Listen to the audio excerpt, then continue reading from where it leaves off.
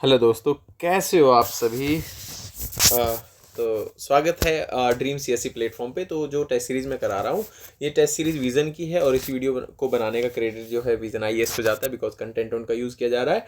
तो ये test series आपके 2025 के प्रीलिम्स को निकलवाने में मदद करेगी। ठीक है। तो आप इस टेस्ट सीरीज़ से पहले मैंने टेस्ट सीरीज़ का जो टेस्ट 1 है वो भी सॉल्व करवाया है। तो प्लीज़ आप सबसे रिक्वेस्ट है, आप वो भी देख सकते हो। वो 3 पार्ट में है। पहले जो सैम्पल वीडियो बनाया था उसमें 10 क्वेश्चंस हैं, बाकी में दूसरे में 40 और तीसरे में 50। तो ये टेस्ट सीरीज़ को हम 2 पार्ट में करवाते हैं।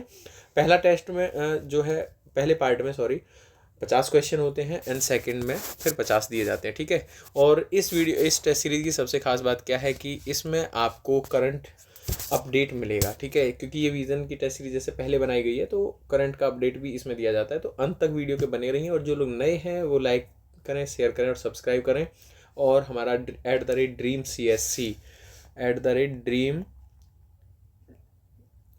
के नाम से हमारा टेलीग्राम चैनल है, आप वो ज्वाइन कर सकते हो फॉर डेली न्यूज़ और any information related about UPSC preparation. ठीक है। और गाइडेंस के लिए भी कोई ज़रूरत होती है तो, और जैसे टेस्ट सीरीज़ में देखेंगे तो इस वाली टेस्ट सीरीज़ में ये वाले टॉपिक्स कवर किए जाएंगे। ठीक है। ये देख सकते हैं, ये सोर्स बताया हुआ है कि आप कहाँ से पढ़ सकते हो। तो स्टार्ट करते हैं। ओके। और आपको एक इन्फॉर्मेशन और दे रहा हूँ कि आप पहले, जैसे अब मैंने क्वेश्चन बनाया तो आप वीडियो को पॉज करिए, और वीडियो को पॉज करने के बाद में आप इस क्वेश्चन को सॉल्व करने की कोशिश करिए, देखिए, फिर आप अपना आंसर टिक करिए, और फिर उसके बाद में मैं इसका एक्सप्लेनेशन आपको दूंगा ही। फिर आप उससे उसे मैच कर सकते हो कि आप कहाँ तक सही हैं और कहाँ तक गलत हैं। ठीक है। तो शुरू करते हैं कि क्वेश्चन नंबर 1 है, उपराष्ट्रपति के निर्वाचित होने के लिए निर्धारित योग्यताओं में निम्नलिखित कथनों पर विचार कीजिए। तो देखिए, पहला वो पूछा हुआ है कि वह भारत का देशीयकृत नागरिक हो, और दूसरा है कि 35 वर्ष की आयु पूर्ण कर चुका हो, तीसरा है वह लोकसभा और राज्यसभा का सदस्य बनने के लिए योग्य हो। तो ये चीज़ें उन्होंने पूछी हुई हैं। तो यहाँ पर हम देखेंगे, जैसे कि पहली बात तो हम यहाँ देशीयकृत नागरिकता को समझते हैं कि देशीयकृत नागरिकता क्या होती है। तो देशीयकरण के द्वारा नागरिकता कैसे प्राप्त की जा सकती है। जैसे देशीयकरण की जो नागरिकता है, उस नागरिकता को पूर्ण करने के लिए 2 शर्तें होती हैं। ठीक है। अब देशीकरण नागरिकता में प्राप्त करने के लिए 2 शर्तें होती हैं। तो पहली नंबर है कि वो कम से कम जो अभी, जैसे कि आज आदमी अगर नागरिकता लेना चाह रहा है तो अभी वर्तमान में, तो उसे कम से कम आज से 12 माह पूर्व, यानी कि लगातार 1 साल वो भारत में रह रहा हो, और दूसरी शर्त है कि पिछले 14 सालों में कम से कम वो 11 साल भारत में बिताए हों।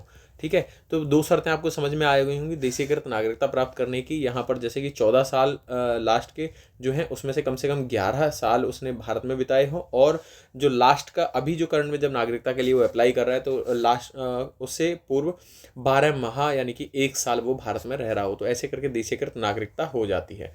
ठीक है। बट वह भारत का देशीयकृत नागरिक हो ऐसा नहीं है, उसके साथ में कौन, जो भारत का जन्म से नागरिक है, अब ये व्यक्ति तो बाहर का भी हो सकता है। ठीक है। तो हम बाहर के राष्ट्रपति को, बाहर के नहीं, हम जन्म से नागरिक व्यक्ति को भी अधिकार बनते हैं भारत के राष्ट्रपति बनने के लिए, तो उपराष्ट्रपति बनने के लिए, सॉरी। तो वह जन्म से भी होना चाहिए, तो इसमें हम जन्म ऐड करेंगे, तो ये वाला स्टेटमेंट आपका गलत हो जाता है। और वह 35 वर्ष की आयु पूर्ण कर चुका हो, बिल्कुल सही है। तीसरा स्टेटमेंट है, वह लोकसभा और राज्यसभा का सदस्य बनने के लिए योग्य हो। तो वो ऐसा नहीं है, वो केवल राज्यसभा का सदस्य बनने के लिए योग्य होना चाहिए, लोकसभा का नहीं। तो इसलिए ये वाला स्टेटमेंट भी गलत है। ठीक है। अब यहाँ पे हम देखेंगे तो लोकसभा का जो सदस्य अगर बनना है इंसान, उसके लिए कम से कम 25 ईयर के एज होनी चाहिए, तो वह उसके लिए योग्य हो जाता है। ठीक है। अभी हम और देखेंगे इसके बारे में, तो इसके हिसाब से, स्टेटमेंट के हिसाब से केवल एक इसका सही आंसर हो जाता है। अब हम उपराष्ट्रपति के इलेक्शन के बारे में थोड़ी सी और जो इन्फॉर्मेशन है वो जान लेते हैं। तो उपराष्ट्रपति के लिए कम से कम 20 प्रस्तावकों की आवश्यकता होती है, और 20 जो है अनुमोदक होते हैं।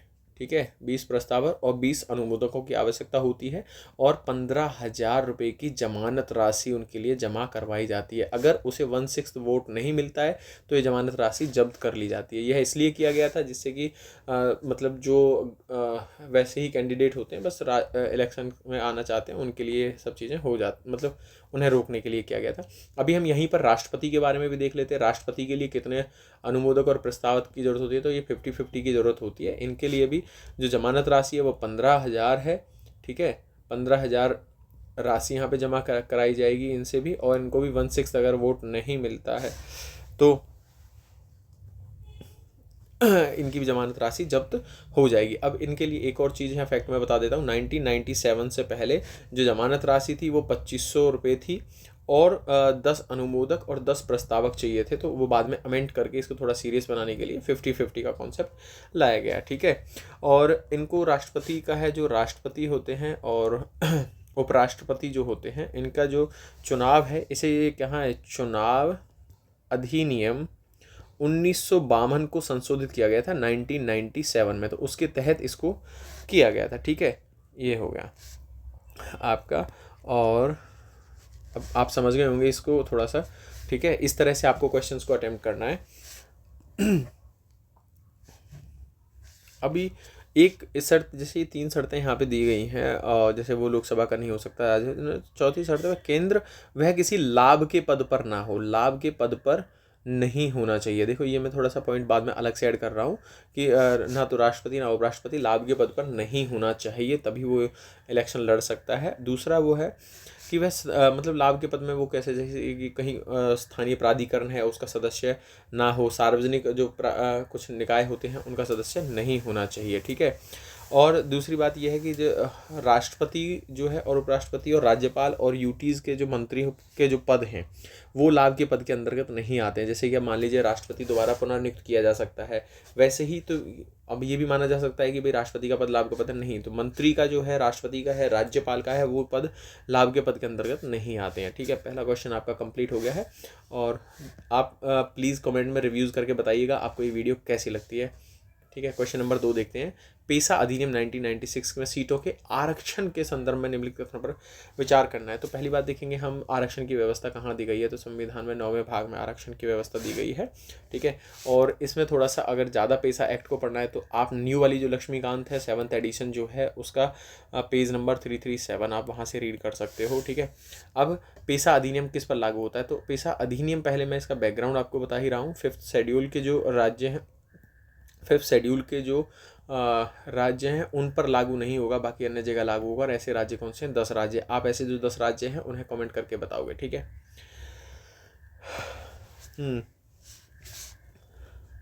अभी हम देखेंगे, तो अब स्टेटमेंट में पढ़ते हैं कि अनुसूचित क्षेत्रों में प्रत्येक पंचायत में अनुसूचित जनजातियों की सीटों का आरक्षण कुल सीटों की संख्या के आधे से कम नहीं होगा। तो ये ऐसा पेशा एक्ट में लिखा हुआ है, तो ये बिल्कुल सही स्टेटमेंट है।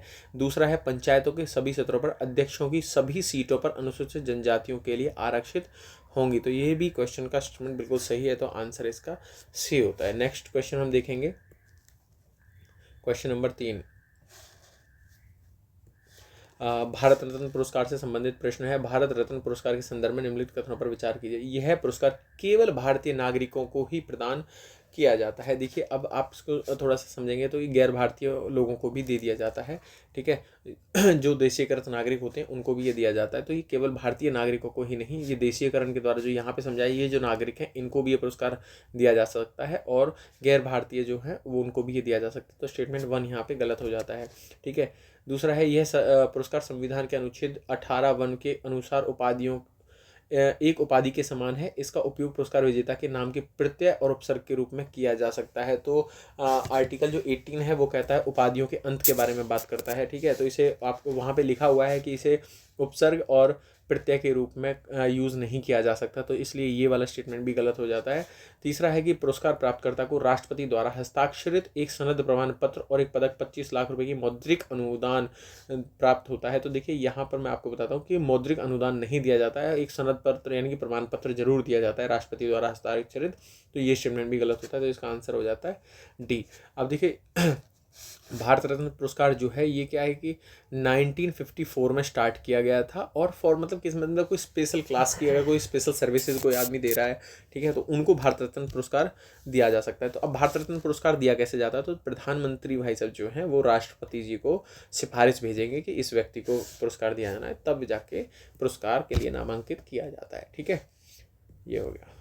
और क्वेश्चन नंबर 4 हम देखेंगे, निम्नलिखित स्थितियों और परिदृश्यों पर विचार कीजिए। जब लोकसभा में किसी भी दल को स्पष्ट बहुमत प्राप्त न हो, तो क्वेश्चन यहाँ पे है कि उपयुक्त में से कितनी परिस्थितियों में राष्ट्रपति प्रधानमंत्री की नियुक्ति में अपने विवेक का प्रयोग कर सकता है। तो राष्ट्रपति कब कब अपने विवेक का प्रयोग कर सकता है, तो देखो ऐसी स्थिति कब बनेगी राष्ट्रपति, जब यानी कि भाई कोई सरकार सत्ता में पूर्ण रूप से नहीं आई हो, गठबंधन की सरकार हो, ऐसे करके, ठीक है, या प्रधानमंत्री जी की मृत्यु हो जाती है आकस्मिक, तो कौन किसको प्रधानमंत्री बनाता है, राष्ट्रपति के विवेक पर निर्भर करता है। तो देखेंगे जब स्टेटमेंट 1 देखेंगे, जब लोकसभा में किसी भी दल का स्पष्ट बहुमत न प्राप्त हो तब भी कर सकता है। जब पदासीन प्रधानमंत्री की मृत्यु हो जाती है तो कोई स्पष्ट उत्तराधिकारी नहीं होता है तब भी की जा सकती है। और जब लोकसभा के निर्वाचन में किसी भी निर्वाचन पूर्व गठबंधन को स्पष्ट बहुमत प्राप्त नहीं होता है तब भी गठबंधन ये राष्ट्रपति अपने विवेक से प्रधानमंत्री की नियुक्ति कर सकता है। तो प्रधानमंत्री इलेक्ट नहीं होता है, यानी कि प्रधानमंत्री का चुनाव नहीं होता है, प्रधानमंत्री की नियुक्ति की जाती है। ये लिखा हुआ है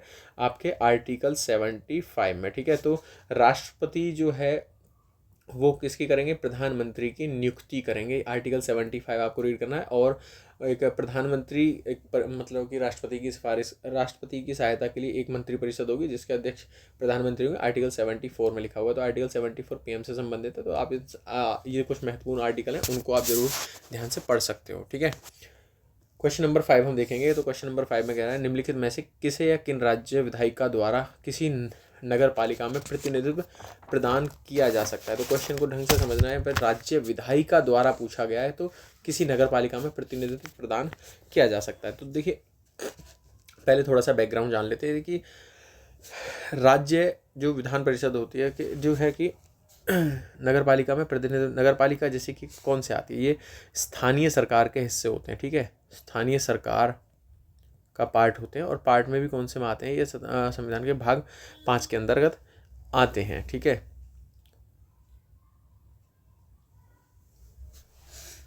तो अब देखेंगे कि जैसे स्टेटमेंट 1 है, नगर पालिका प्रशासन का विशेष ज्ञान या अनुभव रखने वाले व्यक्ति जिन्हें नगर पालिका की सभा में मत देने का अधिकार नहीं है। तो ऐसे व्यक्ति को यहाँ पे जो है किया इलेक्ट किया, वो सॉरी सेकेंड किया जा सकता, हाँ, राज्य विधायिका द्वारा उसे इलेक्ट किया जा सकता है। दूसरा है लोकसभा और राज्य विधानसभा के सदस्य जो उस निर्वाचन क्षेत्र का प्रतिनिधित्व करते हैं जिसमें वो नगरपालिका या पूर्णतः अंशतः क्षेत्र में आते हैं। तो ऐसे जैसे लोकसभा राज्य विधानसभा के जो सदस्य हैं उन निर्वाचन क्षेत्रों का भी प्रतिनिधित्व करते हैं। जहाँ पर नगरपालिका का कुछ पार्ट आता है तो वहाँ पर भी वो उसमें प्रतिनिधित्व प्रदान करने के लिए राज्य विधायिका वो कार्य कर सकती है। तो ऐसे करके स्टेटमेंट नंबर 2 भी ठीक हो जाता है। स्टेटमेंट 3 पढ़ेंगे, राज्यसभा और राज्य विधान परिषद के वे सदस्य जो नगरपालिका के क्षेत्र में मतदाता के रूप में पंजीकृत हैं। तो मतदाता के रूप में पंजीकृत हैं ऐसे सदस्य भी आ सकते हैं, ठीक है। तो स्टेटमेंट नंबर का इसका आंसर हो जाता है आपका डी। और नेक्स्ट क्वेश्चन हम देखेंगे क्वेश्चन नंबर 6। क्वेश्चन नंबर 6 में देखेंगे कि उच्चतम न्यायालय के न्यायाधीशों की नियुक्ति राष्ट्रपति द्वारा की जाती है। तो अब ये पूछ रहा है कि जो सुप्रीम कोर्ट है उसके न्यायाधीशों की नियुक्ति कौन करता है, तो राष्ट्रपति करता है। बिल्कुल ठीक बात है। ऐसा कहाँ लिखा गया है, आर्टिकल 124 यानी कि आर्टिकल 124 में लिखा हुआ है, 124 में लिखा गया है, ठीक है। और सुप्रीम कोर्ट और हाई कोर्ट के जजों से परामर्श करने के बाद में और इनको किया जाता है। इनकी मैक्सिमम एज 65 ईयर के लिए होती है। और दूसरा स्टेटमेंट है, उच्च न्यायालयों के न्यायाधीशों की नियुक्ति संबंधित राज्यों के राज्यपाल द्वारा की जाती है। तो देखिए उच्च न्यायालयों के जो न्यायाधीशों की नियुक्ति है उन्हें क्या कब करेंगे, तो मैंने ये लिखा कि राज्यपाल नहीं करेगा भाई, ये करेगा कौन, राष्ट्रपति करेंगे, ठीक है। तो ये करेंगे राष्ट्रपति महोदय ये करेंगे। तो स्टेटमेंट नंबर 2 गलत हो जाता है। अब उच्चतम न्यायालय के और उच्च न्यायालय के दोनों के न्यायाधीशों को केवल राष्ट्रपति के आदेश द्वारा ही हटाया जा सकता है। ये भी ठीक है, ये भी ठीक है। तो इसका आंसर आता है बी। अब ये कहाँ लिखा है, आर्टिकल 124 में ऐसा लिखा हुआ है। अब यहाँ पर क्या है कि देखिए, अब जब ऐसा है कि इनको हटाना है तो कैसे करेंगे। अब इनका जो प्रस्ताव है, पहली बात तो वो सदन में लाया जा सकता है। तो सदन में कहाँ, लोकसभा और राज्यसभा दोनों में विशेष बहुमत से पारित होना चाहिए, ठीक है। यहाँ पर कौन सा बहुमत की जरूरत है, विशेष बहुमत की। और उनको किस आधार पर हटाया जा सकता है,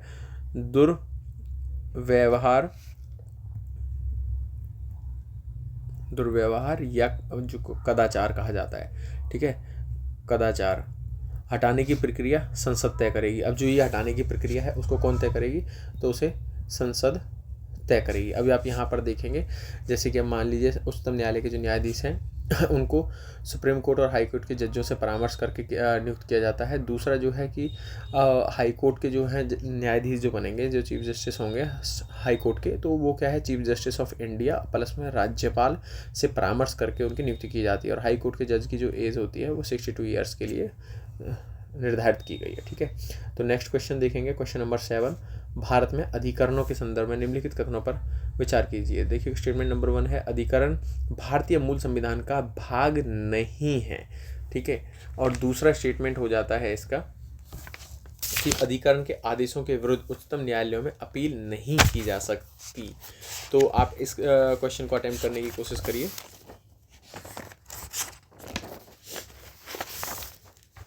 ठीक है, अभी आपने जो भी आंसर दिया होगा आप प्लीज़ उसे कमेंट बॉक्स में लिखिएगा। तो यहाँ पर जैसे कि है, भारत में अधिकरणों की नियुक्ति जो अधिकरण के आदेश के विरुद्ध अब नहीं की जा सकती। आप देखेंगे, ठीक है, अभी मैं बताऊंगा, भारतीय संविधान के मूल भाग में अधिकरण नहीं है। ठीक है, तो स्टेटमेंट 1 सी इसका है जो सही हो जाता है। और ठीक है, दूसरा है, अधिकरण के आदेश के विरुद्ध अपील नहीं की जा सकती, अपील की जा सकती है। तो पहले इसके खिलाफ जो है अधिकरणों के आदेशों के विरुद्ध जो है अपील की जा सकती थी, लेकिन चंद्र कुमारवाद आया था 1997 का सुप्रीम कोर्ट में। यहाँ क्या है कि न्यायिक समीक्षा मूल है, तो उच्च न्यायालय के जो जज होते हैं वो क्षेत्राधिकार में इन्हें प्रतिबंध और असंवैधानिक माना गया है। ठीक है, तो क्षेत्राधिकार पर उच्च न्यायालय के क्षेत्राधिकार जो है उन पर इन्हें प्रतिबंधित और असंवैधानिक माना गया। थोड़ा सा ब्रेक हो गया, जैसे कि मूलतः जो कैट अधिकरण है, ठीक है, तो मूलतः जो कैट है उसके ठीक है, कैट जो अधिकरण है उसके खिलाफ अपील नहीं की जा सकती। ठीक है, बाकी अभी इन्हें न्यायिक समीक्षा के अंदर लाया गया है, तो ऐसा समझा जा सकता है। थोड़ा सा अधिकरण के बारे में आप पढ़ लेना। अधिकरण क्या है, अब अधिकरण का थोड़ा सा बताता हूँ। अधिकरण 2 हैं, 323 आर्टिकल के अंतर्गत आते हैं, जैसे कि सेंट्रल एडमिनिस्ट्रेटिव ट्रिब्यूनल, यानी कि एक तो होता है प्रशासनिक, यानी कि 323 के 2 पार्ट हैं, जैसे ए और बी।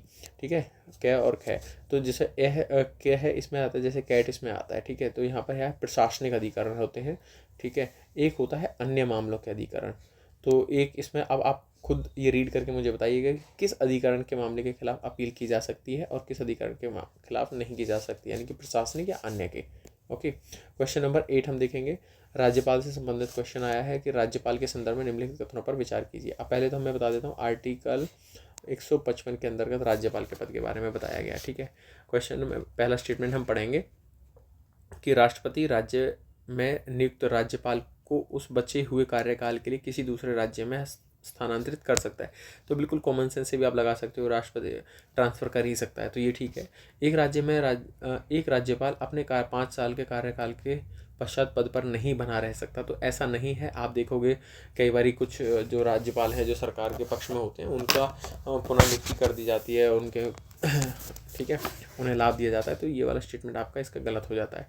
तीसरा स्टेटमेंट देखेंगे, संविधान में ऐसा कोई प्रावधान उपबंधित नहीं किया गया है जिसके तहत राष्ट्रपति राज्यपाल को हटा सके, तो ऐसा संविधान में नहीं किया गया है। ठीक है, और दूसरा है, देखेंगे, एक राज्यपाल जिसका कार्यकाल पूरा हो गया है उसे उसी राज्य या किसी अन्य राज्य में पुनः नियुक्त किया जा सकता है, तो ये भी ठीक है। तो इसके हिसाब से स्टेटमेंट के हिसाब से तीनों ठीक हो जाते हैं। अब देखेंगे हम इस वाले को देखते हैं कि 5 वर्ष के कार्यकाल के पश्चात पद पर नहीं बना रह सकता। देखिए पहली बात तो जैसे उसे ट्रांसफ़र कर देता है तो किसी अदर में जा भी सकता है। अब और दूसरा ये है कि जब तक उसका उत्तराधिकार, ठीक है, उत्तराधिकारी कोई नहीं आ जाता है, मान लीजिए जैसे आज 5 साल कंप्लीट हुए, अब उत्तराधिकारी 10 दिन बाद आएगा, तो बिना राज्यपाल के राज्य नहीं रह सकता, तो इसीलिए जब तक वो राज्य उत्तराधिकारी नहीं आता तब तक राज्यपाल ही पद पर बने रहेंगे। इस तरह से क्वेश्चन 8 का जो है आंसर हो जाता है सी। अब नेक्स्ट क्वेश्चन हम देखेंगे, क्वेश्चन नंबर 9। देखिए अब यहाँ पर इसको थोड़ा सा समझ लीजिए, जैसे कि क्वेश्चन नंबर मैपिंग से क्वेश्चन आया कि समुद्री मार्ग भारत और मालदीव को अलग करता है। तो आप देखिए भारत और मालदीव को जो अलग करता है वो 8 डिग्री चैनल करता है। 9 डिग्री जो चैनल है वो आपका अब मिनिकॉय और लक्षद्वीप को अलग करता है। तो यहाँ पर ये कौन का मिनिकॉय और लक्षद्वीप को अलग करता है। 10 डिग्री जो चैनल है वो लघु अंडमान और कार निकोबार के बीच में आता है। 10 डिग्री चैनल लघु अंडमान और कार निकोबार के बीच में आता है। डंकन पास जो है एक ग्रेट निकोबार का द्वीप है, जिसे रेड रटलैंड द्वीप कहा जाता है, और लघु अंडमान जो है उनके बीच में डंकन पास आता है। तो डंकन पास ऐसे है, तो बीच में रटलैंड द्वीप और लघु अंडमान आता है, ठीक है। और क्वेश्चन हम देखेंगे, आप इसको थोड़ा सा जो मैपिंग है, मैपिंग के हिसाब से इसे देखेंगे तो थोड़ा सा आपको ज़्यादा अच्छे से समझ में आ जाएगा। ओके, नेक्स्ट क्वेश्चन देखेंगे, क्वेश्चन नंबर 10 राष्ट्रपति पर महाभियोग की प्रक्रिया से संबंधित है। मैंने आपको बताया लास्ट में आर्टिकल 61 के तहत राष्ट्रपति पर महाभियोग की प्रक्रिया चलाई जा सकती है। तो राष्ट्रपति पर संविधान में परिभाषित संविधान के उल्लंघन के आधार पर महाभियोग चलाया जा सकता है, ठीक है। तो अब यहाँ पर हम देखेंगे कि ऐसे क्वेश्चन को कैसे समझना है। दूसरा पहला नेक्स्ट स्टेटमेंट पढ़ लेते हैं, फिर मैं बताऊंगा। क्वेश्चन नंबर 10 का स्टेटमेंट नंबर 2 है, महाभियोग का आरोप केवल लोकसभा द्वारा ही आरंभ किया जा सकता है, ठीक है। 3 हो गया, महाभियोग प्रस्ताव दोनों सदनों की कुल सदस्यों की संख्या के 2/3 बहुमत से पारित होना चाहिए। देखिए, पहली बात तो राष्ट्रपति पर जो महाभियोग की प्रक्रिया है वो संविधान में परिभाषित नहीं है, तो इसलिए स्टेटमेंट 1 गलत हो जाता है। स्टेटमेंट 2, केवल लोकसभा में नहीं, ये लोकसभा और राज्यसभा दोनों में ही प्रस्ताव आरंभ किया जा सकता है, ये भी ठीक है। महाभियोग प्रस्ताव दोनों सदनों में, ठीक है, 2/3 बहुमत से पारित होना चाहिए, ये भी ठीक है। लेकिन अब जो है इस पर आरोप लगाने वाले जितने लोग, पहली बात तो राष्ट्रपति को अगर ऐसा है तो नोटिस दिया जाता है 14 दिन पहले का, ठीक है। तो 14 दिन पूर्व का नोटिस दिया जाना अवश्य है। दूसरा, जो जितने भी लोग आरोप लगाए हैं, ठीक है, आरोप लगाने वालों के 1/4 हस्ताक्षर होने चाहिए, ठीक है, 1/4 हस्ताक्षर होने चाहिए। अब और देखेंगे जैसे कि लोकसभा और राज्यसभा के जो मनोनीत सदस्य हैं, ठीक है, मनोनीत, मैं समझा देता हूँ, मनोनीत सदस्य, अब इनके निर्वाचन जो है, ये निर्वाचन में तो भाग लेंगे, ठीक है, लेकिन महाभियोग में ये भाग मनोनीत सदस्य निर्वाचन में भाग नहीं लेते हैं, लेकिन महाभियोग में भाग लेंगे। अगर राज्य विधानसभा के निर्वाचित सदस्य जो हैं, जैसे दिल्ली एंड पुदुचेरी के जो सदस्य होते हैं, वो निर्वाचित सदस्य जो हैं वो आर्टिकल 61 यानी कि महाभियोग की प्रक्रिया में भाग नहीं लेते, लेकिन निर्वाचन की प्रक्रिया में भाग अवश्य लेते हैं। तो एक बार राष्ट्रपति बहुत ज़्यादा इंपॉर्टेंट टॉपिक है, आप इसको रिवाइज कर लेना। ओके, नेक्स्ट क्वेश्चन हम देखेंगे, क्वेश्चन नंबर 11। क्वेश्चन नंबर 11 कहता है कि उच्च न्यायालयों के संदर्भ में निम्नलिखित कथनों पर विचार कीजिए। स्टेटमेंट 1 है कि उच्च न्यायालयों के न्यायाधीशों के वेतन भत्ते पेंशन भारत की संचित निधि पर, उच्च न्यायालयों के, अब देखिए यहाँ पर हाई कोर्ट की बात कर रहा है। तो अब आप देख लीजिए भारत की संचित निधि पर, भाई हाई कोर्ट काम कर रहा है स्टेट का, तो भारत की संचित निधि पर कैसे होगा, तो ये गलत हो जाएगा, ये राज्य की संचित निधि पर भारित होते हैं, ठीक है। तो स्टेटमेंट 1 गलत है। अब ऐसे क्वेश्चन को देखिए, इन दोनों में ऐसे क्वेश्चन को यूपीएससी में करने का तरीका क्या है। स्टेटमेंट 1 स्टेटमेंट जो दोनों सही है, भाई गलत है, इसमें भी ये लिखा हुआ है दोनों सही, ज़्यादा पढ़ना ही नहीं। अब इसमें आपको पता है कि भाई स्टेटमेंट 1 गलत है, तो इसमें लिखा 1 सही है, तो ये भी गलत हो गया, आंसर आपका आ गया। तो इस तरह से आप इनको एलिमिनेट करके कर सकते हो, ठीक है। बाकी उच्च न्यायालय के जो वेतन भत्ते हैं वो पेंशन और वगैरह संसद निर्धारित करती है। ओके, नेक्स्ट क्वेश्चन देखेंगे, क्वेश्चन नंबर 12 लोकसभा के उपाध्यक्ष के संदर्भ में क्वेश्चन है। अब यहाँ पर देखिए, लोकसभा के अध्यक्ष उपाध्यक्ष के चुनाव की तिथि निर्धारित करता है तथा वह चुनाव के बाद उसे शपथ दिलाता है, ठीक है।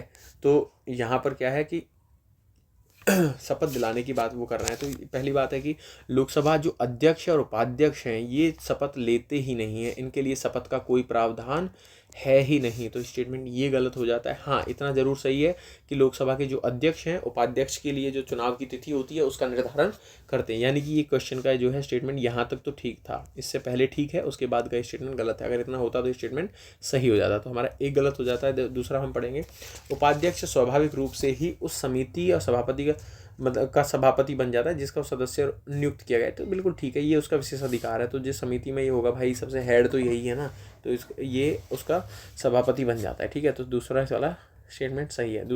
तीसरा है, संविधान के अनुसार लोकसभा अध्यक्ष का चयन सत्तारूढ़ दल से किया जाता है जबकि उपाध्यक्ष का चयन विपक्षी दल से किया जाता है। देखिए, पहली बात तो संविधान में ऐसा कुछ परिभाषित है ही नहीं।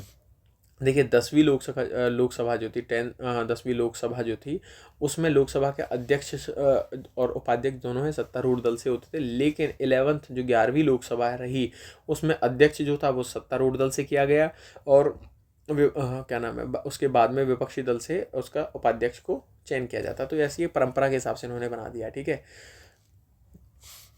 और जो हम उपाध्यक्ष की बात करेंगे, उपाध्यक्ष पहली बात है आप सोचेंगे उपाध्यक्ष अध्यक्ष के अधीन होता होगा, तो ये अध्यक्ष के अधीन नहीं कार्य करता है उपाध्यक्ष, ठीक है। दूसरा, ये सदन के प्रति उत्तरदायी होता है, ये अध्यक्ष के प्रति उत्तरदायी नहीं होता। अब आप सोचोगे कहीं भाई उपाध्यक्ष है उससे छोटा है तो अध्यक्ष के प्रति उत्तरदायी हो, नहीं, ये सदन के प्रति उत्तरदायी होता है।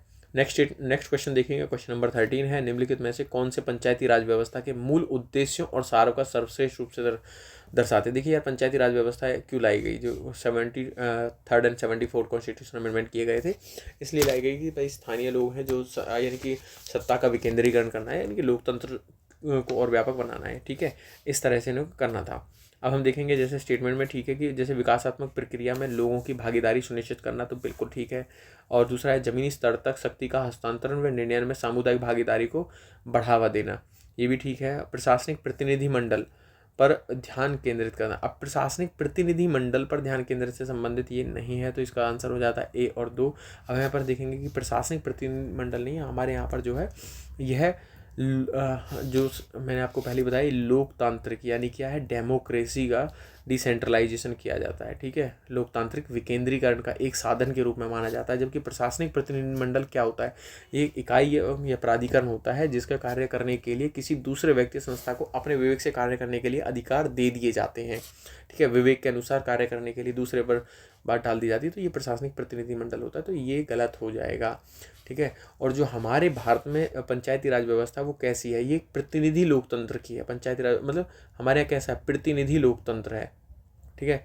और प्रतिनिधि लोकतंत्र का भाग है दूसरा कौन से किस तरह की है, सहभागी, यानी कि हम इसको एक तरह से और तरह से समझने की कोशिश करते हैं कि हमारे यहाँ कौन सा प्रतिनिधि लोकतंत्र को, ये प्रतिनिधि लोकतंत्र को किस लोकतंत्र में, सहभागी लोकतंत्र में परिवर्तित करता है। जैसे कैसे करता है भाई, यहाँ पर स्थानीय लोग चुन के आते हैं नीचे पंचायती राज व्यवस्थाओं के अंदर में, तो वो यहाँ पर सहभागिता देते हैं, लेकिन यहाँ से यही जो आम लोग हैं ये चुन के भेजते हैं यहाँ पर जो हमारे MP MLA होते हैं, तो हमारे प्रतिनिधि लोकतंत्र के अंतर्गत आते हैं। तो ऐसे ही प्रतिनिधि लोकतंत्र को ये किस में परिवर्तित कर रहा है, ये सहभागी लोकतंत्र में परिवर्तन कर रहा है, ठीक है। तो नेक्स्ट क्वेश्चन देखेंगे। अब क्वेश्चन नंबर 14, जैसे ऐसे लंबे जो क्वेश्चंस होते हैं उसमें बहुत सारी इन्फॉर्मेशन आपको दे दी जाती है, तो थोड़ा सा टेस्ट सीरीज़ के हिसाब से भी उन्हें समझने के समझते हैं, ठीक है। इसे एक कस्बे के प्रशासन हेतु गठित किया जाता है जिसने अभी तक नगरपालिका के गठन के लिए आवश्यक शर्तों को पूरा नहीं किया है। यह अब यहाँ पर आपकी क्वेश्चन बनता है कि नगरपालिका का गठन करना है तो क्या शर्तें हैं, तो ये आपको स्टेटमेंट आप खुद से पढ़ लेना और अगर हो सके तो कमेंट बॉक्स में बता सकते हो, ठीक है।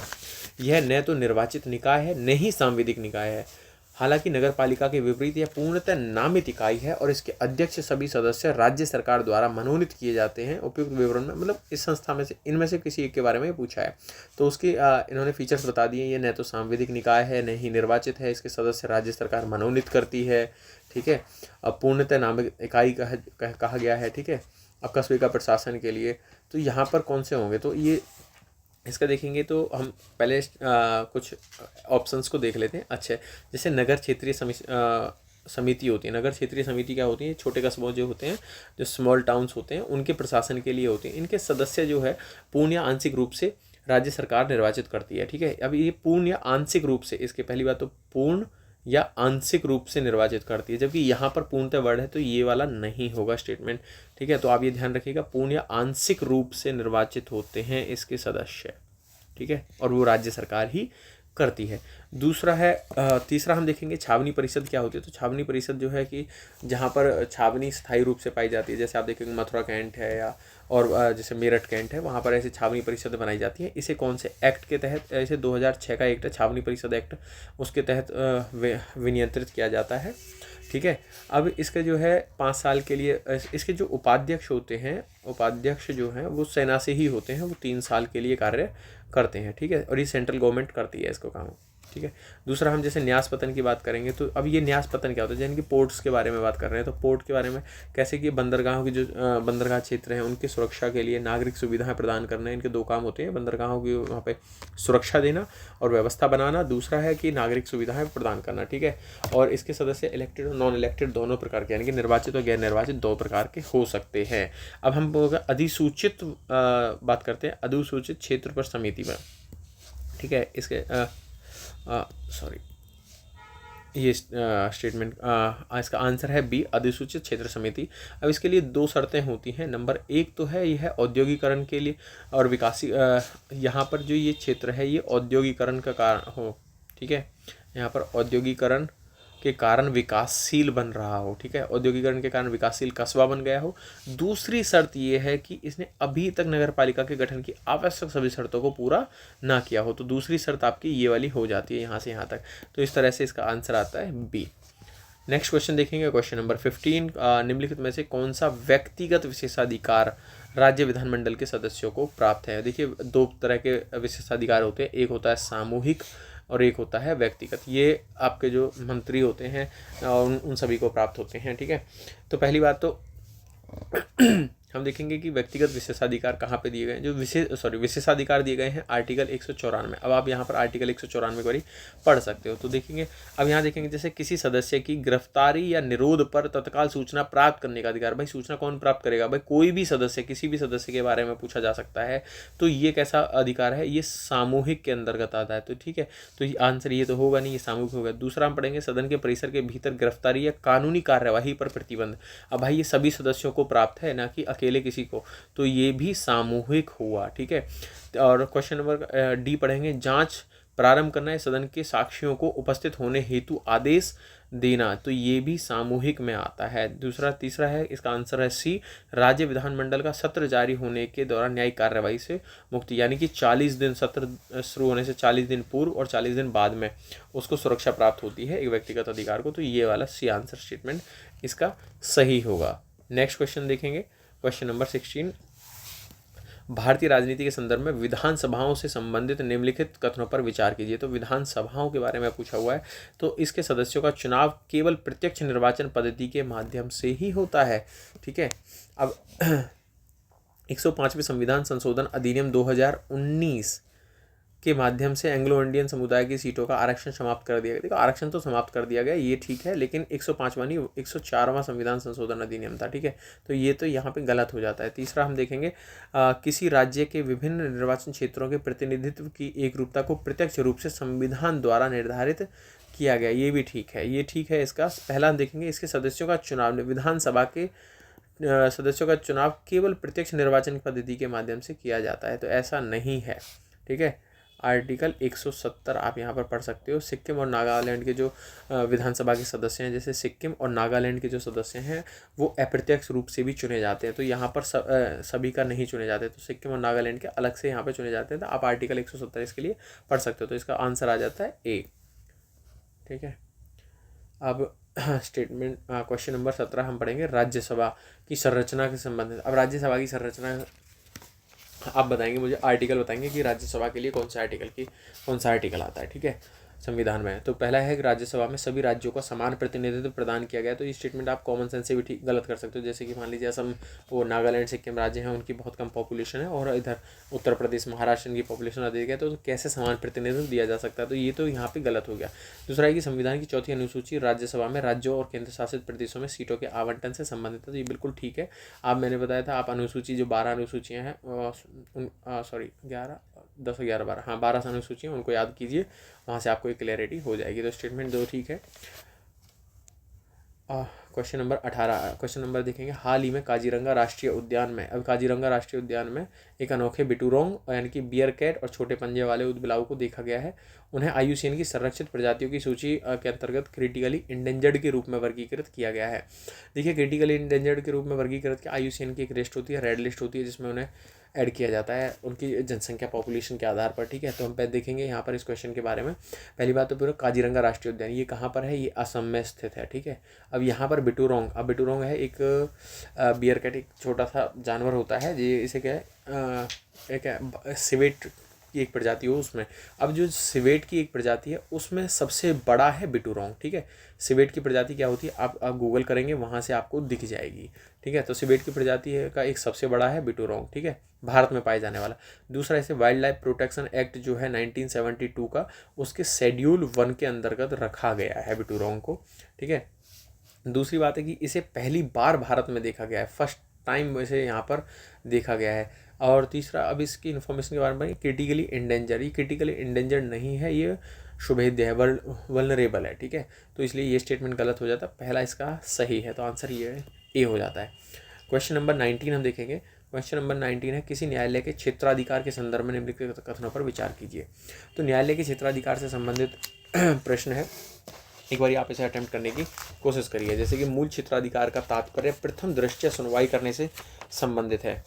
अब मूल क्षेत्राधिकार क्या है का तात्पर्य विवादों की, हाँ तो बिल्कुल ठीक है। आप इसको देखेंगे तो जैसे संविधान के में कुछ आर्टिकल 142, 43, 144 ऐसे 141 भी है, वो भी दे रखा। तो यहाँ मूल क्षेत्राधिकार से संबंधित या आर्टिकल से, इनको आप पढ़ सकते हो।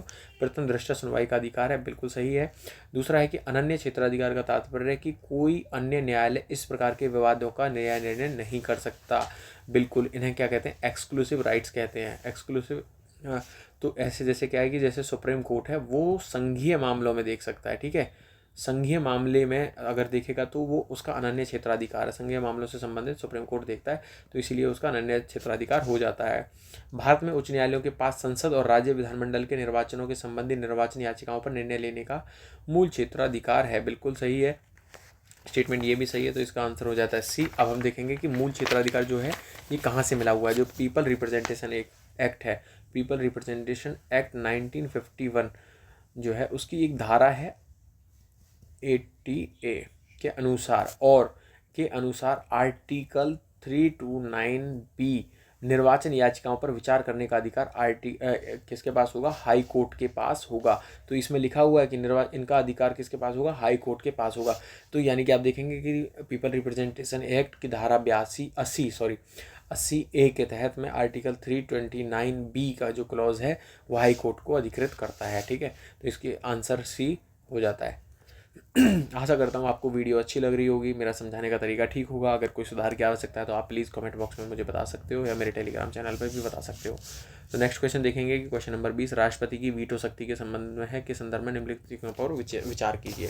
देखिए पहली वीटो है, पहली बात तो मैं बता देता हूँ बैकग्राउंड। भारत के राष्ट्रपति के पास 3 प्रकार की वीटो होती हैं। एक होती है निलंबनकारी वीटो, एक आत्यंतिक वीटो होती है, एक होती है पॉकेट वीटो, ठीक है। हाँ, तो 3 प्रकार की वीटो दी गई है, जबकि वैसे वीटो की शक्ति 4 तरह की है। जैसे क्या कहते हैं, यूएस में 4 तरह की हैं। पहली विशेषित वीटो विधायिका द्वारा उच्चतर बहुमत के माध्यम से निरस्त की जा सकती है। देखिए विशेषित वीटो जो है वहाँ पे ये यूएस में है, भारत में नहीं है, तो पहले तो आप इसको ऐसे ही एलिमिनेट कर सकते हो, ठीक है। तो ये हो गया इसका गलत, तो आंसर आपको आ जाएगा निलंबनकारी वीटो विधायिका द्वारा साधारण बहुमत से निरस्त की जा सकती है। तो अब आप समझेंगे, इसको थोड़ा सा समझने की ज़रूरत है। आप कैसे समझोगे इसको कि देखो मान लेते हैं निलंबनकारी वीटो को कैसे निरस्त किया जाए साधारण बहुमत से। निलंबनकारी वीटो का मतलब है कि अगर मान लीजिए एक ये बिल है, ये आ गया राष्ट्रपति जी के पास में, राष्ट्रपति जी ने कहा ठीक है भाई मैंने देख लिया, मुझे लगा इसे मैं पुनर्विचार के लिए वापस भेज दूँ, तो इन्होंने ये पुनर्विचार के लिए वीटो लगा गए, यानी कि कौन सी वीटो लगाई, उन्होंने निलंबनकारी वीटो का प्रयोग किया और ये पुनर्विचार के लिए वापस भेजा। लेकिन ये लोकसभा ने फिर से पारित किया और फिर से वापस यहाँ भेज दिया राष्ट्रपति के पास। लेकिन अब राष्ट्रपति कैसे इसके सहमति देने के लिए बाध्य हो गए, ठीक है। अब भाई साहब ये बाध्य हो गए, अब बाध्य होने के बाद तो इन्हें इस पर मंजूरी देनी होगी, यानी कि अब जो इनकी ये निलंबनकारी वीटो थी इसकी पावर ख़त्म हो गई। यानी कि इसे कैसे राष्ट्रपति में लोकसभा कैसे करेगी, इसे साधारण बहुमत के द्वारा इसे बिल को दोबारा पास कर देगी और फिर राष्ट्रपति जी के पास भेज देगी। तो इस तरह इसे वीटो के बारे में कहा गया कि निलंबनकारी वीटो को साधारण बहुमत के द्वारा निरस्त किया जा सकता है, ठीक है। तो ये आप समझ सकते हो, इसलिए ये स्टेटमेंट इसका सही हो जाता है। आशा करता हूँ आपको समझ में आया होगा। और अत्यंतिक वीटो विधायिका द्वारा पारित विधेयक पर अपनी सहमति रोक लेना है।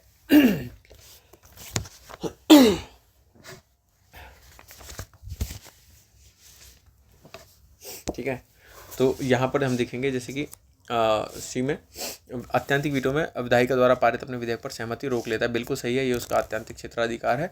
और इससे जो विधेयक है समाप्त नहीं होता, इससे विधेयक समाप्त नहीं होता। अब हम अत्यंतिक वीटो की बात करेंगे। अत्यंतिक वीटो को 2 मामलों में यूज़ किया जाता है। क्यों? पहली बात तो देखो वीटो पावर को समझने की बात है कि वीटो की इस्तेमाल क्यों किया जाता है। तो वीटो का इस्तेमाल इसलिए किया जाता है कि जैसे कि मान लीजिए लोकसभा में सत्तारूढ़ जो दल है वो अपने किसी लाभ के लिए तुरंत जैसे मतलब अगले इलेक्शन आ रहे हैं तो उस समय कोई जल्दबाजी में कोई एक्ट पास कर दे अपने लाभ के लिए, तो इसलिए भी कर सकता है। दूसरा फिर एक जो अब जो लिखा हुआ है संविधान में, गैर सरकारी सदस्य के जो विधेयक होते हैं उन्हें रोकने के लिए भी इसका इस्तेमाल किया जाता है, ठीक है। इसलिए राष्ट्रपति अपनी अनुमति विशेष रोक के लिए से यहाँ पर रखता है। दूसरा, अब हम स्टेटमेंट 1 को पढ़ेंगे कि विशेषित वीटो क्या है। विशेषित वीटो विधायिका द्वारा उच्चतर बहुमत के माध्यम से निरस्त की जा सकती है। तो ये बिल्कुल ठीक स्टेटमेंट है। स्टेटमेंट ये भी ठीक है, ठीक है।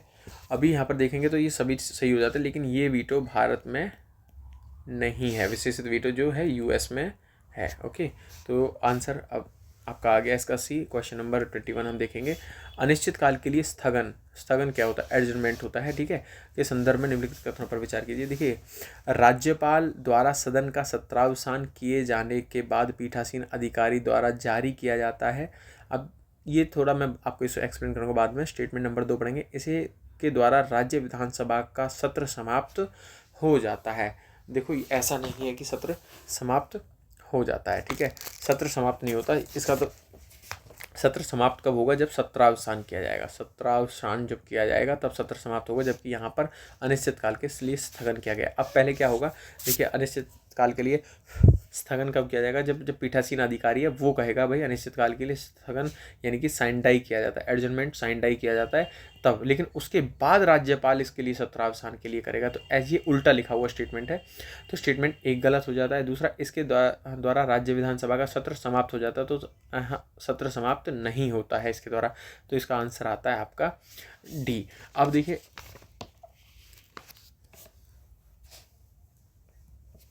ठीक है, ये हो गया क्वेश्चन नंबर। और question number next, question number 22। निम्नलिखित परिस्थितियों पर विचार कीजिए, जैसे कि निर्दलीय निर्वाचित सदस्य किसी भी राजनीतिक दल में शामिल हो जाए। अब ये देखिए, क्वेश्चन बनाया हुआ 10वीं अनुसूची में दल बदल के आधार पर है, जैसे कि 52 कॉन्स्टिट्यूशन अमेंडमेंट 1985 में ऐड किया गया था, ठीक है। ये कहाँ थी? एक होडल विधानसभा है, वहाँ पर एक गयालाल नाम के एमएलए होते थे। एक दिन में उन्होंने 3 से 3 पार्टियाँ, शायद मुझे जहाँ तक याद है 3 पार्टी चेंज कर दी थी। तो इसीलिए इन सब चीज़ों को रोकने के लिए, यानी कि ऐसी निर्भरताएँ ना करें, इसलिए इस एक्ट को लाया गया था, ठीक है। तो यहाँ पर देखेंगे कि निर्दलीय निर्वाचित सदस्य किसी भी राजनीतिक दल में शामिल हो जाए, मतलब उस पर कब लागू होगा ये पूछा हुआ है। तो भाई निर्दलीय सदस्य जो चुन के आया है ये तब लागू हो जाएगा उस पर, यानी कि उसकी सदस्यता रद्द कर दी जाएगी अगर वो किसी दल में सदस्य में शामिल हो जाता है तो, ठीक है। दूसरा, सदस्य स्वेच्छा से राजनीतिक दल की सदस्यता का त्याग कर दे, तो बिल्कुल ठीक है, ये भी ठीक है। मनोनीत सदस्य पद ग्रहण करने की तिथि से 6 माह के बाद में किसी राजनीतिक दल में शामिल हो जाए, तो ये बिल्कुल ठीक है। अगर मनोनीत ये आपका जो है 6 माह के बाद में, अगर 6 माह के बाद में अगर मनोनीत सदस्य, हाँ 6 माह के पहले शामिल हो सकता है, लेकिन 6 माह के बाद में शामिल नहीं हो सकता। तो यहाँ पर 6 माह के बाद भी किसी राजनीतिक दल में शामिल हो जाए तो भी उसकी सदस्यता चली जाएगी। अब यहाँ पर इस सदस्य में हिडन क्या है कि भाई 6 माह पूर्व अगर वो किसी दल में शामिल होता है तो उसकी सदस्यता रद्द नहीं होगी, तो इसलिए स्टेटमेंट इसका बी सही है, ठीक है। तो ये 10वीं अनुसूची से संबंधित था, 10th शेड्यूल से संबंधित, ठीक है। और एक शर्त और है इन 3 शर्तों के बाद में, कौन सा? कि वह अपने दल का समर्थन ना करे, यानी कि अपने दल के विपरीत अगर वो वोट कर देता है तो भी उसकी सदस्यता चली जाती है। तो क्वेश्चन नंबर 23 है, निम्नलिखित संगठनों में से किसे कामकाज की समीक्षा के लिए विजय राघवन समिति गठित की गई थी? तो विजय राघवन समिति का गठन किसके लिए किया गया था? फैक्चुअल क्वेश्चन है ये। 9 सदस्यीय समिति थी, इसका DRDO के समीक्षा के लिए गठन किया गया था। ओके, नेक्स्ट क्वेश्चन हम देखेंगे, क्वेश्चन नंबर 24। भारत में संसदीय प्रणाली के संदर्भ में निम्नलिखित कथनों पर विचार कीजिए। 2 तरह की प्रणाली होती है, अध्यक्षीय प्रणाली जो कि हम USA में चलती है, और भारत में संसदीय प्रणाली है। तो सभी मंत्री सामान्यतः संसद और विशेष रूप से लोकसभा के प्रति सामूहिक रूप से उत्तरदायी होते हैं। बिल्कुल ठीक है। ऐसा कहाँ लिखा गया? आर्टिकल 75 में ये लिखा गया है। प्रधानमंत्री मंत्रिपरिषद का नेता होता है, जबकि लोकसभा अध्यक्ष संसद का नेता होता है। तो ये गलत है आपका कि प्रधानमंत्री मंत्रिपरिषद का नेता होता है जबकि लोकसभा अध्यक्ष संसद का नेता होता है। तो देखिए, लोकसभा अध्यक्ष जो है वो लोकसभा, ये क्या होता है? लोकसभा अध्यक्ष कैसे, क्या हमारे यहाँ कैसा प्रतिनिधि होता है, ये प्रतिनिधित्व करता है, ठीक है। सॉरी, अब देखिए राइटिंग थोड़ी सी सही नहीं आती है एक्चुअल पे टैब पे लिखते वक्त, और एक्चुअली कैमरे का फेस भी उधर उधर हो जाता है, ठीक है। दूसरा, संसद का नेता कौन होता है? भाई साहब प्रधानमंत्री होते हैं, ओके। अध्यक्ष, तो यहाँ पर प्रधानमंत्री होते हैं, तो जो सभी संसदीय मामले हैं वो उसका निर्णय। अब जो अध्यक्ष क्या होता है, तो अध्यक्ष क्या होता है, जो संसदीय मामले होते हैं जितने भी, और सभी संसदीय मामले जो होते हैं उनका सभी मामलों में निर्णय अंतिम होता है अध्यक्ष का। ये भी ध्यान रखने की आपके यहाँ पे बात है। तो इतना सा ही एक्सप्लेनेशन इस क्वेश्चन का। तो नेक्स्ट क्वेश्चन हम देखेंगे, मंत्रियों के उत्तरदायित्व पर क्वेश्चन आया कि निम्नलिखित कथनों पर विचार कीजिए। देखिए सामूहिक उत्तरदायित्व का तात्पर्य है कि मंत्रिमंडल के निर्णय मंत्रिमंडल के सभी मंत्रियों के लिए बाध्यकारी हैं, भले ही मंत्रिमंडल की बैठक में उनके विचार इसके विरुद्ध हों। तो देखिए हमारे यहाँ कलेक्टिव रेस्पॉन्सिबिलिटी का सिद्धांत चलता है, सामूहिक उत्तरदायित्व कलेक्टिव, तो ये बिल्कुल सही है कि भाई जो निर्णय है वो सभी पर बाध्यकारी हो जाएंगे। दूसरा स्टेटमेंट है कि जब मंत्रिपरिषद को लोकसभा में विश्वास मत प्राप्त हो तो राष्ट्रपति किसी मंत्री को नहीं हटा सकता, तो ये गलत है। देखिए आर्टिकल 75 ही है शायद, जहाँ तक लिखा हुआ है कि सभी मंत्री राष्ट्रपति के प्रसाद पर्यंत तक कार्य करते हैं। तो सभी मंत्री, यानी कि अगर राष्ट्रपति लोकसभा भले ही विश्वास प्राप्त हो तब भी राष्ट्रपति किसी मंत्री को हटा सकता है। जैसे मान लेते हैं हम, प्रधानमंत्री ने कहा कि भाई ए मंत्री हैं, इनको आपको मतलब इनसे पहले प्रधानमंत्री ने डायरेक्ट कहा कि भाई आप अपना त्याग पत्र दे दिए, लेकिन इन्होंने मना कर दिया, तो ये क्या करेंगे, राष्ट्रपति से परामर्श इससे कहेंगे भाई इसको हटा दो, तो इसे ये हटा देंगे। तो ये प्रोसेस होती है, तो हटा सकता है विश्वास मत प्राप्त होने के बावजूद भी। तो ये वाला गलत हो जाता है। नंबर 3 है, किसी सार्वजनिक कार्य के लिए राष्ट्रपति द्वारा जारी किए गए आदेश पर किसी मंत्री द्वारा प्रति हस्ताक्षर किए जाने, तो ऐसा ये यहाँ पर नहीं है, हमारे यहाँ पर ऐसा नहीं चला जाता होता है कि सार्वजनिक राष्ट्रपति कोई आदेश जारी करे उस पर हस्ताक्षर करे, ऐसा ब्रिटेन में है। तो ब्रिटेन में कहा जाता है, ब्रिटेन में एक मुहावरा प्रचलित है, राजा कभी गलत नहीं हो सकता। तो राजा गलत कैसे नहीं हो सकता? देखो ब्रिटेन में एक प्रणाली चलती है, कैसी? ब्रिटेन में मान लीजिए एक भाई कुछ राजा ने कहा भाई ये एक्ट बनाई, मतलब ये चीज़ें करनी है, तो यहाँ पर राजा भाई साहब ने ये भेज दी, सॉरी राजा अच्छा सा बना देता हूँ थोड़ा सा, ठीक है, ऐसा ही ठीक है। तो राजा ने ये कह दिया, अब ये क्या है कि जो भाई वहाँ पे संसद में लोग बैठे हैं वो सभी लोग इस पर हस्ताक्षर करेंगे। लेकिन अब मान लीजिए इसमें कोई गलती पाई जाती है, अगर गलती पाई जाती है तो इसके लिए राजा को दोषी नहीं ठहराया जाएगा, इसके लिए वो सदस्य जो हैं वो वहाँ पर आपको पाएंगे दोषी। तो इसे क्या कहेंगे, व्यक्तिगत उत्तरदायित्व, यानी कि ये हो जाता है, ठीक है, व्यक्तिगत उत्तरदायित्व यहाँ पर, तो इसलिए वो फंस जाते हैं। तो इस स्टेटमेंट के हिसाब से आंसर ये हो जाता है, ये गलत हो गया, ये भी गलत हो गया। क्वेश्चन नंबर नेक्स्ट देखेंगे, क्वेश्चन नंबर 26, प्रधानमंत्री में से किसका और किनका अध्यक्ष होता है? तो प्रधानमंत्री किस किस का अध्यक्ष होता है? देखिए पहली बात तो नीति आयोग का वो अध्यक्ष होता है, आपको पता होगा 2015 में बना था। राष्ट्रीय एकता परिषद का भी भाई साहब अध्यक्ष होते हैं। अंतर्राज्यीय जो परिषद होती है उनकी भी अध्यक्षता करते हैं।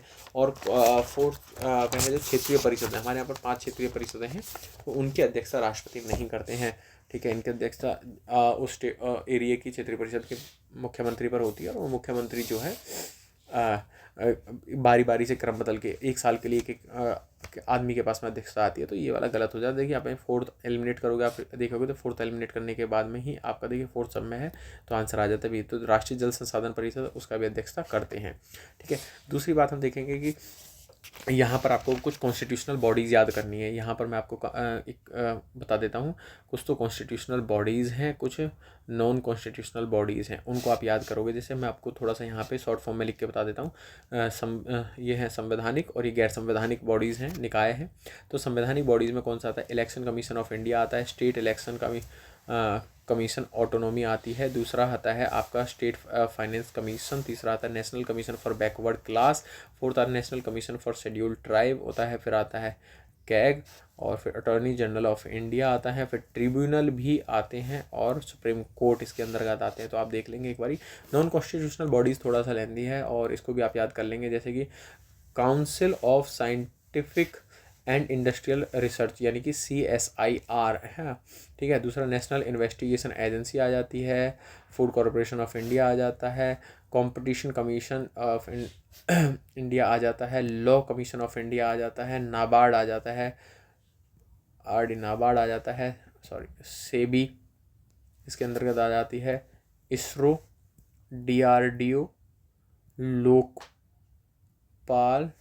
लोकायुक्त आपके इसके अंतर्गत आ जाते हैं, और आ जाते हैं फसाए आ जाता है इसके अंतर्गत, नेशनल ग्रीन ट्रिब्यूनल आ जाता है, जो 2010 में गठन किया गया था। सीबीआई आ जाता है, आरबीआई आ जाता है, आपका financial stability and development council आ जाता है, ठीक है। तो इतने सारे इसके अंतर्गत आ जाते हैं, और NHRC भी आ जाता है।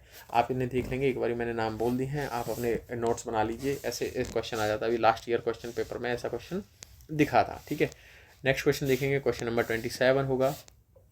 निम्नलिखित में विचार करना है कि कौन सा सीमा बल जो है, सुरक्षा बल है, वो किस बॉर्डर फोर्स पे लगा हुआ था। देखिए आप सीमा सुरक्षा बल की बात करेंगे, जैसे बॉर्डर सिक्योरिटी फोर्स होता है, आपको पता होगा BSF कहाँ भाई, पाकिस्तान और बांग्लादेश की सीमा पर लगती है। दूसरा हम देखेंगे भारत तिब्बत सीमा। अब भारतीय तिब्बत सीमा पुलिस बल कहाँ होगा, देखिए आप तिब्बत सीमा से कॉन्सेप्ट लगा सकते हो भाई, चीन सीमा पर कार्य करता हुआ, तो बिल्कुल सही है, चीन सीमा पर कार्य करता है।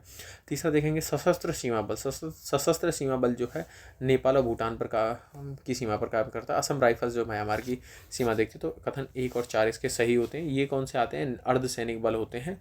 कौन से, अर्धसैनिक बल होते हैं, ये किसके, होम मिनिस्ट्री के अंडर आते हैं, ठीक है। बाकी सारे जो है, और जो सेना होती हैं, उन सेनाओं की मदद, आर्मी जो है उसकी मदद करने के लिए ये सब होते हैं, और ये आंतरिक सुरक्षा को बनाए रखने के लिए होते हैं, ठीक है। बाकी सब वो है जो रक्षा मंत्रालय के अधीन कार्य करते हैं। ओके, नेक्स्ट क्वेश्चन देखेंगे, क्वेश्चन नंबर 28 है। उपयुक्त में से कितनी शक्तियाँ और क्षेत्राधिकार संयुक्त राज्य अमेरिका के उच्चतम न्यायालय और भारत के उच्चतम न्यायालय दोनों को प्राप्त हैं। अब देखिए, भारत के उच्चतम न्यायालय और वहाँ के जो अमेरिका का न्यायालय, उन दोनों का यहाँ पर वो कंपैरिजन किया गया है। तो यहाँ पर थोड़ा सा मैं इसके बारे में आपको बता दूंगा। ठीक है, पहली बात तो है सलाहकारी क्षेत्राधिकार, ठीक है।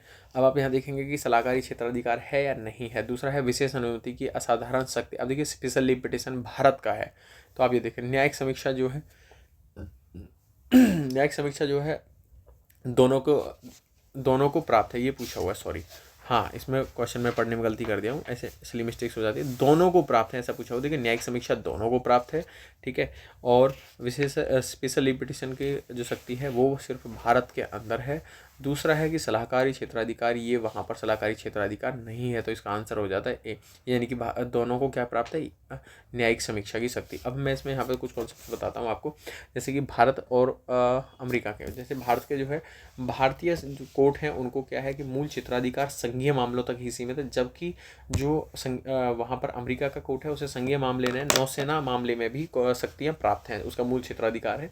भारत में अपील क्षेत्राधिकार किस किस में है, जैसे संवैधानिक, नागरिक और आपराधिक मामलों में उसके पास में अपीलीय क्षेत्राधिकार है, लेकिन उसका क्या कहते हैं, अमेरिका में ये जो है संवैधानिक मामलों तक ही अपीलीय क्षेत्राधिकार बताया जाता है, ठीक है, यानी कि उनका अपीलीय क्षेत्राधिकार हमसे कम है। भारत में उच्चतम न्यायालय को विशेष अनुमति यानी कि ये स्पेशल लीव पिटिशन के असाधारण शक्ति दी गई है। चौथा है सलाहकारी क्षेत्राधिकार भारत में है, ठीक है, जबकि वहाँ पर जो न्यायालय है उसको क्या नाम है, जो सेना के न्याय निर्णय होते हैं उनको छोड़कर अपील करने का ऐसा कोई पूर्ण अधिकार वहाँ पर नहीं है, उनको सलाहकारी क्षेत्राधिकार नहीं दिया गया है। और न्यायिक समीक्षा का दायरा जो वहाँ पे है अमेरिका में वो बहुत ज़्यादा व्यापक है, हमारे यहाँ पर इसे दायरा सीमित है। और संसद जो है हमारी वो इनके क्षेत्राधिकार और शक्तियों में वृद्धि कर सकती है, ठीक है। और नेक्स्ट है कि जो भारत में है एकीकृत न्याय व्यवस्था है, इससे क्या है कि उच्च न्यायालयों पर न्याय अधीक्षण जो शक्ति है वहाँ पर की जा सकती है। लेकिन अमेरिका में क्या है कि जैसे दोहरा न्यायिक व्यवस्था है वहाँ पर, तो इसके कारण उनके पास ऐसी कोई शक्ति वहाँ पर नहीं है, ठीक है। और भारत में अनुच्छेद 136 कहता है कि विशेष अनुमति के असाधारण शक्ति यहाँ पर प्राप्त है, जबकि उनके पास ऐसी शक्ति कोई है ही नहीं, ठीक है। और वहाँ पर जो उनके क्षेत्राधिकार और शक्तियाँ हैं वो संविधान के जो प्रावधान है वहाँ तक ही सीमित है, लेकिन उनकी संसद से घटा बढ़ा नहीं सकती, लेकिन भारत में ऐसा है। क्वेश्चन नंबर हम 29 हम देखेंगे, उपराष्ट्रपति से संबंधित क्वेश्चन है। उपराष्ट्रपति के संदर्भ में निम्नलिखित कथनों पर विचार कीजिए। देखिए, अब उपराष्ट्रपति के पद को हटाने के आधार पर संविधान में उल्लिखित है, तो क्या ये आपको स्टेटमेंट सही लग रहा है कि संविधान में उल्लिखित है? देखिए, उपराष्ट्रपति और पद को संविधान में उल्लिखित नहीं किया गया, तो स्टेटमेंट एक गलत हो जाता है। उसे पद से हटाने के लिए औपचारिक महाभियोग की आवश्यकता होती है, तो उसके लिए औपचारिक महाभियोग की आवश्यकता नहीं होती है। अब इसे कैसे हटाया जाएगा, इसे मैं एक्सप्लेन करूंगा। उसे पद से हटाने का प्रस्ताव राज्यसभा द्वारा विशेष बहुमत से पारित किया जाता है, ये बिल्कुल सही है। अब देखिए, हम इसके बाद औपचारिक महाभियोग वाली बात इसको एक्सप्लेन करते हैं। स्टेटमेंट 2 को राज्यसभा में संकल्प पारित होना चाहिए। देखिए, यहाँ पर क्या है, संकल्प को पारित करना है राज्यसभा में, ठीक है। अब इसे राज्यसभा में यहाँ पर किससे पारित किया जाएगा, पूर्ण बहुमत से, तो आप मुझे बताएंगे पूर्ण बहुमत क्या होता है। ओके, पूर्ण बहुमत से फिर उसके बाद में क्या होगा, लोकसभा में इसे सहमति के लिए भेज दिया जाएगा। ठीक है, अब इसका क्या अर्थ माना जाएगा, लोकसभा इसे आपको सहमति के लिए भेजेगा, लेकिन इसका मीनिंग माना जाएगा राज्यसभा में प्रभावी और लोकसभा में साधारण। ठीक है, साधारण बहुमत से इसे हटाया जा सकता है। तो इसके लिए कहा गया कि उसे पद से हटाने का प्रस्ताव राज्यसभा में विशेष बहुमत से पारित किया जाता है। बिल्कुल सही बात है। ठीक है, उस पर औपचारिक महाभियोग चलाने की कोई जैसा प्रक्रिया नहीं होती है। दूसरा है कि उसे 14 दिन पहले नोटिस दिया जाता है, 14 डेज का, जैसे कि राष्ट्रपति को दिया जाता है ऐसे ही उपराष्ट्रपति को भी दिया जाता है, और इसे पुनर्निर्वाचित किया जा सकता है। तो वाइस प्रेसिडेंट जो है उनको निर्वाचित दोबारा किया जा सकता है। आशा करता हूँ आपको समझ में आ रहा होगा। क्वेश्चन नंबर 30 है, निर्वाचन क्षेत्रों में के आरक्षण से संदर्भ में। देखिए, आरक्षण क्यों दिया जाता है निर्वाचन क्षेत्रों में, तो जैसे कि पहले जो पृथक निर्वाचन मंडल की सुविधा ब्रिटिश भारत में दी जाती थी, तो पृथक निर्वाचन मंडल की सुविधा इसलिए दी गई थी क्योंकि जैसे कि जो अधिक जनसंख्या में लोग थे वो अपने ही लोगों को इलेक्ट करके, और जो दलित लोग थे या जिनको आरक्षण की मतलब ज़रूरत थी उनको दिक्कत हो जाती, और इसीलिए उन्होंने पृथक निर्वाचक मंडल बनाया। यानी कि जैसे कि जो मुस्लिम थे उनको पृथक निर्वाचक मंडल बनाया, क्योंकि उसमें मुस्लिम ही वोट कर सकते थे, मुस्लिम ही खड़े हो सकते थे, इसलिए ये व्यवस्था की गई। लेकिन ये जैसे स्वतंत्र भारत के लिए ये एक ठीक विकल्प नहीं लगा। इसको खत्म करने के लिए मतलब उस विकल्प के तौर पर पृथक निर्वाचक मंडल के आधार पर आरक्षण दिया गया। अब आरक्षण में क्या है कि भाई first pass the post system के आधार पर वहाँ पर जो इलेक्टेड पर्सन है, जो सीट आरक्षित की जाती है उस पर उसी कैटेगरी का व्यक्ति खड़ा होगा, और व्यक्ति खड़े होने के बाद में उसे सभी लोग मेंबर जो वोट देंगे वयस्क मताधिकार के आधार पर, सार्वभौमिक आधार है जो मताधिकार है उस पर, तो उसमें से उसे चुना जाएगा। ठीक है, तो हम देखेंगे कि वर्तमान में भारतीय संविधान में SC ST और एंग्लो इंडियन समुदाय के लिए लोकसभा राज्य विधानसभा में सीटों का आरक्षण। अब आप ये देखेंगे, मैं पीछे एक्सप्लेन कर चुका हूँ, एंग्लो इंडियन का जो है 104वां कॉन्स्टिट्यूशन अमेंडमेंट 2019 जो हुआ था उसमें खत्म कर दिया था, तो इसलिए स्टेटमेंट सही हो, ये गलत हो जाता है। दूसरा है, अभी जैसे 106वां कॉन्स्टिट्यूशन अमेंडमेंट हुआ है वो लोकसभा में 33% महिलाओं को आरक्षण दिया गया है। ठीक है, तो वो अभी नेक्स्ट लोकसभा से लागू होगा, 2026 से लागू होगा। स्टेटमेंट नंबर 2 है, निर्वाचन क्षेत्रों में आरक्षण का प्रावधान प्रारंभ में 10 वर्ष की, हाँ बिल्कुल ठीक है, 10 वर्ष की अवधि के लिए गया था। राष्ट्रपति द्वारा इसे आगे बढ़ाने का निर्णय लिया जा सकता है, ये गलत है, राष्ट्रपति नहीं लेते, इसका निर्णय संसद लेती है। अभी इसे 2030 तक के लिए बनाया गया, तो स्टार्टिंग में 10 साल के लिए किया गया था, लेकिन अभी इसे 2030 तक के लिए बना दिया, तो इसका आंसर हो जाता है डी। नेक्स्ट क्वेश्चन हम देखेंगे, क्वेश्चन नंबर 31, सरकारी निकायों के संदर्भ में है। सरकारी निकायों के संदर्भ में निम्नलिखित कथनों पर विचार कीजिए। तो मुख्यमंत्री राज्य योजना बोर्ड का अध्यक्ष होता है, तो राज्य योजना बोर्ड होता है उसका अध्यक्ष होता है। दूसरा स्टेटमेंट है कि मुख्यमंत्री अंतर्राज्यीय परिषद और राष्ट्रीय विकास परिषद का सदस्य होता है। देखिए, अभी लास्ट क्वेश्चन में मैंने आपको बताया था कि प्रधानमंत्री अध्यक्षता करते हैं अंतर्राज्यीय परिषद की। ठीक है, राष्ट्रीय विकास परिषद का सदस्य होता है, तो ये तो गलत हो गया, मुख्यमंत्री नहीं, यहाँ पे भाई साहब PM होते हैं। ठीक है, इनके अध्यक्ष होते हैं PM। मुख्यमंत्री 5 वर्षों के लिए संबंधित क्षेत्रीय परिषद के उपाध्यक्ष के, हाँ सॉरी मेरी मिस्टेक थी, मैं अध्यक्ष बोल दिया था, वो उपाध्यक्ष होते हैं। ठीक है, तो उपाध्यक्ष होते हैं। और ये कैसे, अब देखिए 5 वर्षों के लिए नहीं, 5 वर्षों के लिए नहीं, जैसे क्षेत्रीय परिषद है, भारत में 5 क्षेत्रीय परिषदें हैं, तो उसमें क्या है, जैसे कि एक क्षेत्रीय परिषद में मान लीजिए 4 स्टेट आए हुए हैं, तो 4 स्टेट के अलग अलग CM होंगे, तो एक को 5 साल नहीं, एक को सिर्फ 1 ईयर दिया जाता है, फिर नेक्स्ट के लिए दूसरा 1 ईयर करेगा, फिर तीसरा 1 ईयर करेगा, तो ऐसे ही चक्रीय रूप में घूमता रहता है, तो स्टेटमेंट ये भी गलत हो जाता है। संयुक्त लोक सेवा आयोग के अध्यक्ष की नियुक्ति राज्यपाल द्वारा की जाती है, तो राज्यपाल नियुक्त नहीं करते, भैया राष्ट्रपति करते हैं। ठीक है, तो यहाँ पर हमारे कौन करेंगे, प्रेसिडेंट करेंगे, तो ये वाला गलत हो जाता है, और विचार कीजिए। हाँ सॉरी मेरा स्टेटमेंट 2 को पढ़ने में गलती हो गई है। मुख्यमंत्री अंतर्राज्यीय परिषद और राष्ट्रीय विकास परिषद का सदस्य होता है, मैं अध्यक्ष पढ़ा था, अध्यक्ष तो इनके PM होते हैं, लेकिन सदस्य इसका मुख्यमंत्री होता है। तो स्टेटमेंट 1 और 2 दोनों सही हो जाते हैं, सॉरी थोड़ी सी सिली मिस्टेक्स हो जाती हैं। क्वेश्चन नंबर 32, न्यायालय द्वारा भारतीय संविधान की व्याख्या के संदर्भ में। अब न्यायालय द्वारा भारतीय संविधान की व्याख्या के संदर्भ में बात है, तो देखिए भारत में जो संविधान की व्याख्या है ये आर्टिकल 13 और 32 के तहत सुप्रीम कोर्ट कर सकते हैं, और हाई कोर्ट कब करेंगे, हाई कोर्ट 13 आर्टिकल 226 और आर्टिकल 227 के तहत में व्याख्या कर सकते हैं, तो यानी कि सुप्रीम कोर्ट और हाई कोर्ट दोनों व्याख्या कर सकते हैं। अब हम इस क्वेश्चन को अटेम्प्ट करने की कोशिश करते हैं। स्टेटमेंट नंबर 1 है, उच्च न्यायालय उच्चतम न्यायालय और उच्च न्यायालय दोनों ही संविधान की व्याख्या करने में सक्षम है, प्राधिकारी हैं, बिल्कुल मैंने अभी आपको आर्टिकल बता दिया, बिल्कुल सही है। नंबर 2 है उच्चतम न्यायालय द्वारा की गई संविधान की व्याख्या अंतिम होती है, जबकि उच्च न्यायालय द्वारा की गई व्याख्या अंतिम नहीं होती, तो बिल्कुल सही है। तो भाई मान लीजिए जो हाई कोर्ट ने व्याख्या करी उसे सुप्रीम कोर्ट तो देख ही सकता है ना, तो ऐसे करके स्टेटमेंट इसका एक और दो दोनों सही हो जाता है। नेक्स्ट क्वेश्चन देखेंगे, क्वेश्चन नंबर 33। भारतीय संविधान में राज्यसभा के सदस्यों के चुनाव की प्रक्रिया दक्षिण अफ्रीका के संविधान से ली गई है। मैंने लास्ट टेस्ट सीरीज जो सॉल्व करवाई थी उसमें आपको सब बताया था कि कहाँ से कौन सी प्रक्रिया ली गई है, बाकी आपको भी एक वर्क दिया था कि खुद से भी आप इनको प्रिपेयर करें। तो ये चुनाव प्रक्रिया अफ्रीका से ली गई है भाई, ठीक है, चुनाव प्रक्रिया, ठीक है, तो ये स्टेटमेंट ठीक हो जाता है। दूसरा है राज्यसभा में सदस्यों के नामांकन का प्रावधान अमेरिका संविधान से लिया गया। तो अब आप ये बताइए क्या सही लग रहा है? नहीं, ये मैंने बताया था आपको आयरलैंड से लिया गया भाई, तो ये वाला गलत हो जाता है, इसलिए स्टेटमेंट ए सही हो जाता है, ठीक है। क्वेश्चन नंबर, राज्यसभा जो है आर्टिकल 80 में आती है, मैंने आपको पीछे पूछा था, मैंने बता दिया है। अब आप बताइएगा उसमें अधिकतम कितने सदस्य हो सकते हैं और उसमें से कितने सदस्य मनोनीत किए जाते हैं। क्वेश्चन नंबर 34 है लोक अदालतों से संबंधित है। अब लोक अदालतें कब लगाई जाती हैं, पहले लोक अदालतों के बारे में हम जान लेते हैं। देखिए लोक अदालतों के क्या है कि जो मुकदमे जो अभी मुकदमे दर्ज नहीं हुए हैं लेकिन न्यायालयों में लंबित होते हैं, उनके लिए उन्हें यहाँ पर ले जाया जा सकता है और इनका जो फैसला है वो एक अंतिम होता है, इनके लिए कोई अपील नहीं की जाती। इसमें मुख्यतः 3 लोग होते हैं।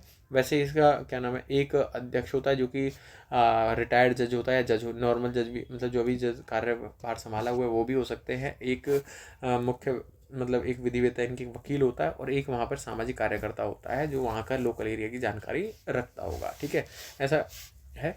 तो अब लोक अदालतें क्या है, इनको कैसा अदालत, इन्हें सांविधिक दर्जा है ना कि संवैधानिक, सांविधिक दर्जा दिया गया है इन्हें। कौन से दिया गया है, तो ये विधिक सेवा प्राधिकरण अधिनियम आया था 1987 का, उनके तहत इन्हें सांविधिक दर्जा दिया गया है, तो आप ये समझ लीजिए। और अब हम पढ़ेंगे क्वेश्चन को कि लोक अदालतों के पास किसी गवाह को समन करने और उपस्थिति सुनिश्चित करने या जांच करने की शक्ति होती है, बिल्कुल सही है। ठीक है, लोक अदालतों को जो सिविल कोर्ट को शक्ति होती है वो सारी शक्तियाँ इनको प्राप्त होती हैं। ये किसी मतलब अथॉरिटी को भी कह सकते हैं भाई हमें ये पेपर्स की ज़रूरत है, वो बिल्कुल मांग सकते हैं। दूसरा स्टेटमेंट है कि निर्णय के विरुद्ध अपील नहीं की जाएगी, बिल्कुल सही है, इनके निर्णय के खिलाफ अपील नहीं की जा सकती, तो ये बिल्कुल सही है। क्वेश्चन नंबर 35 में देखेंगे अंतर्राष्ट्रीय समुद्री व्यापार में एक महत्वपूर्ण जलमार्ग के रूप में पनामा नहर को निम्नलिखित में से 2 प्रमुख जलराशियों में।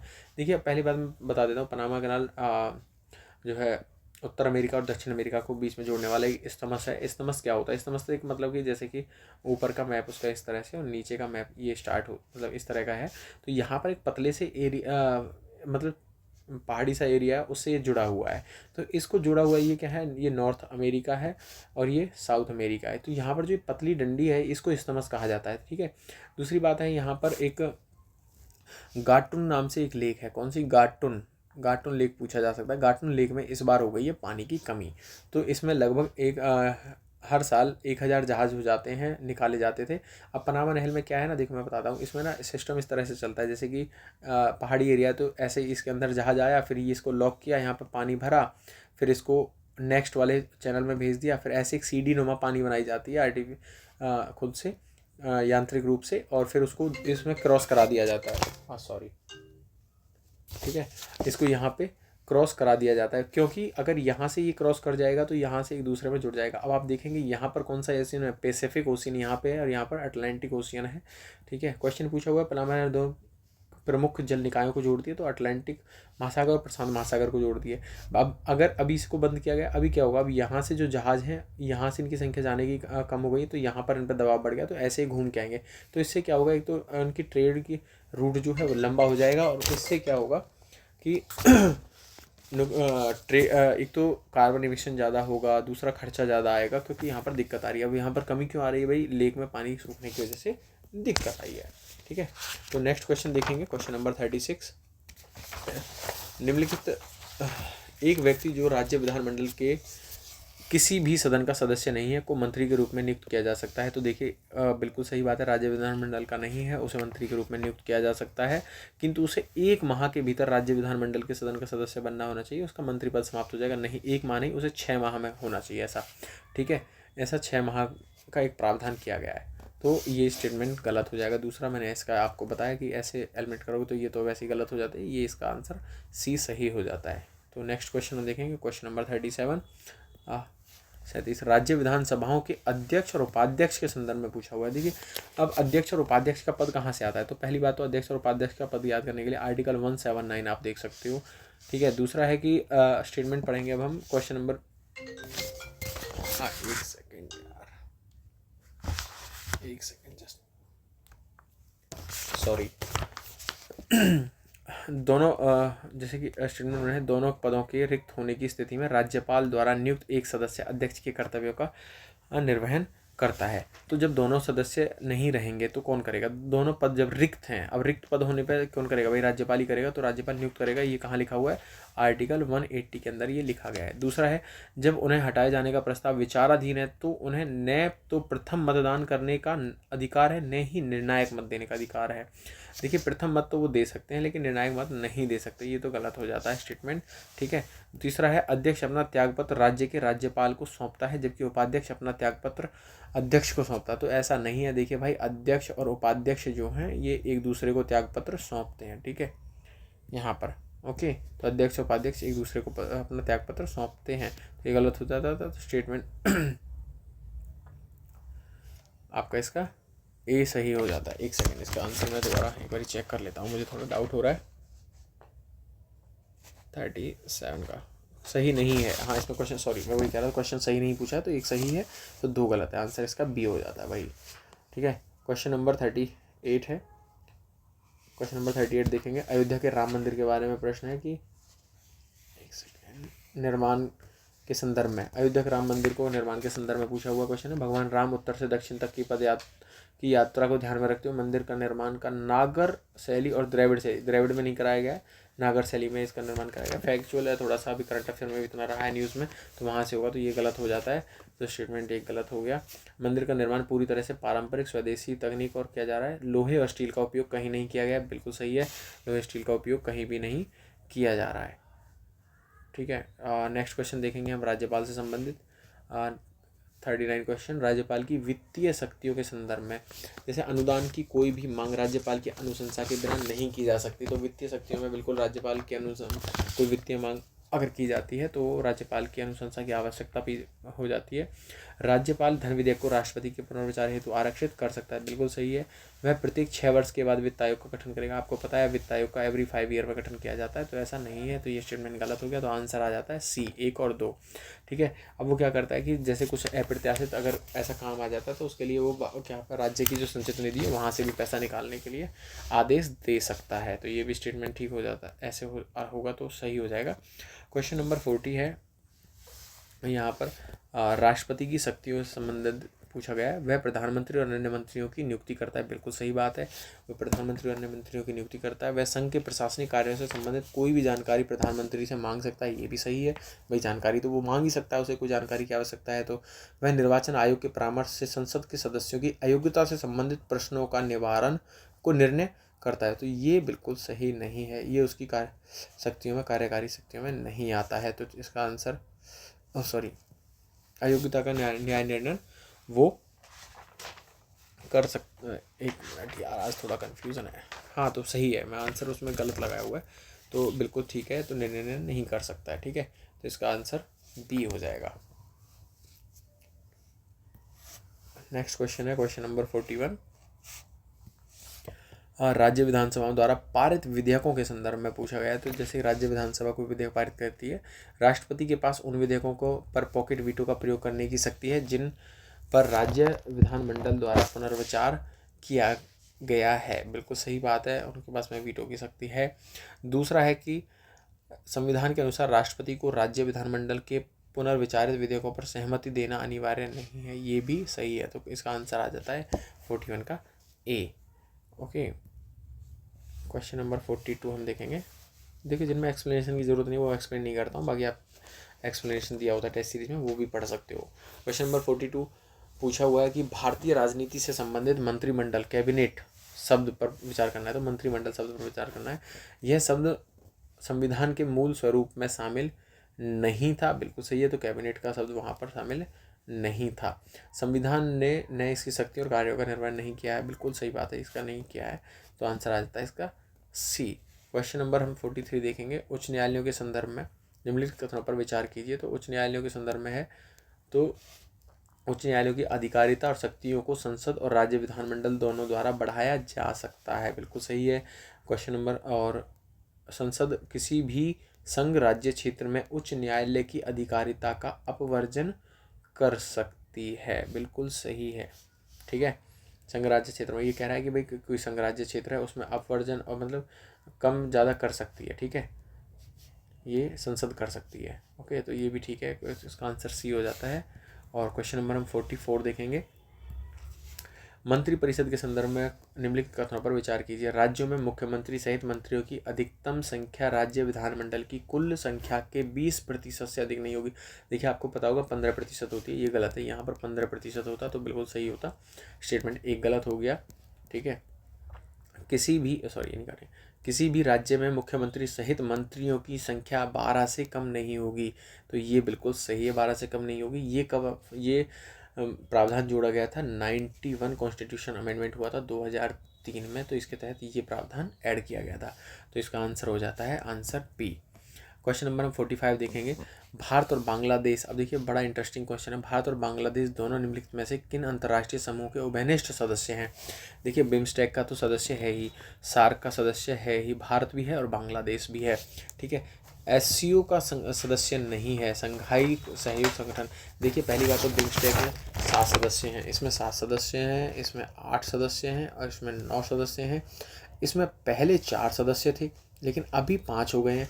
जबकि टेस्ट सीरीज़ में इस क्वेश्चन का आंसर जो दिया हुआ है ए दिया हुआ है, जबकि इसका नया जो आंसर होगा वो इसमें कोलंबो जो सुरक्षा सम्मेलन है इसका भी सदस्य हो गया। इसका अब ये सी आंसर होगा। टेस्ट सीरीज में गलत दिया हुआ, तो ये करंट अफेयर में अपडेटेड है, जो कि 10 जुलाई 2024 को हुई थी उनकी एक बैठक। कहाँ पे? मॉरिशस में हुई थी। कहाँ? AURITIUS में। आप मुझे बिम्स्टेक, सार्क और SCO और कोलंबो सुरक्षा मतलब SCO, सार्क और बिम्स्टेक के सदस्य बताओगे कौन कौन सदस्य हैं। और यहाँ पर कोलंबो सुरक्षा सम्मेलन का मैं आपको बता देता हूँ। ठीक है, यहाँ पर कौन है? भारत है एक तो, दूसरा पे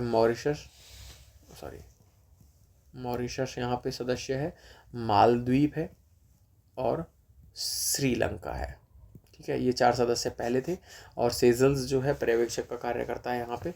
ठीक है, तो अभी यहाँ पर इन्होंने इसे 5th मेंबर के रूप में वेलकम किया है। ओके, तो ये क्वेश्चन आपका हो गया। नेक्स्ट क्वेश्चन होगा क्वेश्चन नंबर 46।